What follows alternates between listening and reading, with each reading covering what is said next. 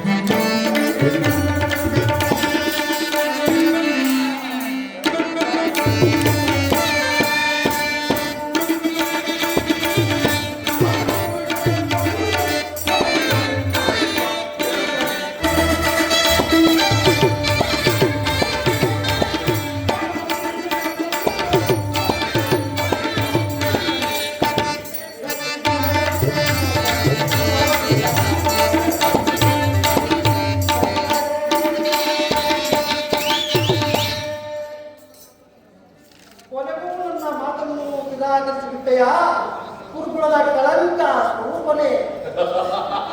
ಪುರಸ್ಕರಿಸಲಾಗದ ಸಂದೇಶವನ್ನು ತಿರಸ್ಕರಿಸುವುದೇ ಉಚಿತವಲ್ಲವೇ? ಯಾದವ ಕುಲದ ಕಳಂಕ ಸ್ವರೂಪನೇ. ಈ ನಿನ್ನ ವರ್ತನೆ, ಈ ನಿನ್ನ ಕೌರವೇಶ್ವರ ಕೌರವೇಶ್ವರ ಕೌರವೇಶ್ವರ ಈ ಅಪಮಾನವನ್ನು ನೀನು ಎಷ್ಟೊಂದು ಸಹಿಸುವೆ? ಅಣ್ಣ ಇದು ಕೌರವ ಅಲ್ಲ, ಇದು ಗೌರವರ ರಾಜಸಭೆಯಲ್ಲ.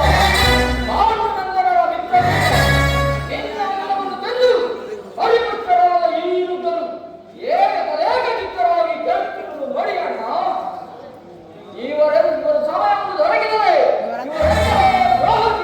ಎದರತಕ್ಕವರಲ್ಲ. ಇನ್ನು ಇಲ್ಲಿ ಒಂದು ಕ್ಷಣವಿಲ್ಲದವರು. ಸಹೋದರ, ಈಗಲೇ ಬಂಧಿಸಿರಿ ಈ ಕೃಷ್ಣನನ್ನು. ಯಾರನ್ನು ಬಂಧಿಸಿರೋ? ಗಾಳಿಯಿಂದ, ಬಟ್ಟೆಯಿಂದ ಬಂದ ಬಟ್ಟೆಯಿಂದ ಬೆಂಕಿಯನ್ನು, ಬೀಸಣಿಗೆಯಿಂದ ಅಡಿಯನ್ನು, ಮರಳಿನಿಂದ ಸಾಗರವನ್ನು ಪ್ರತಿಬಿಂಬಿಸಲು ಯತ್ನಿಸಿದಿರಾ? ವ್ಯರ್ಥ. ಯಾರನ್ನು ವ್ಯರ್ಥ ವ್ಯರ್ಥ. ಈಗ ಬಂಧಿಸಿ ನೋಡೋಣ ನನ್ನನ್ನು. ಬಂಧಿಸಿ ಬಂಧಿಸಿ. ಎಲ್ಲೆಲ್ಲೋ ಕಿತ್ತಳೆ, ಎಲ್ಲೆಲ್ಲೋ ಕಿತ್ತಳೆ, ಎಲ್ಲೆಲ್ಲೋ ಕಿತ್ತಳೆ.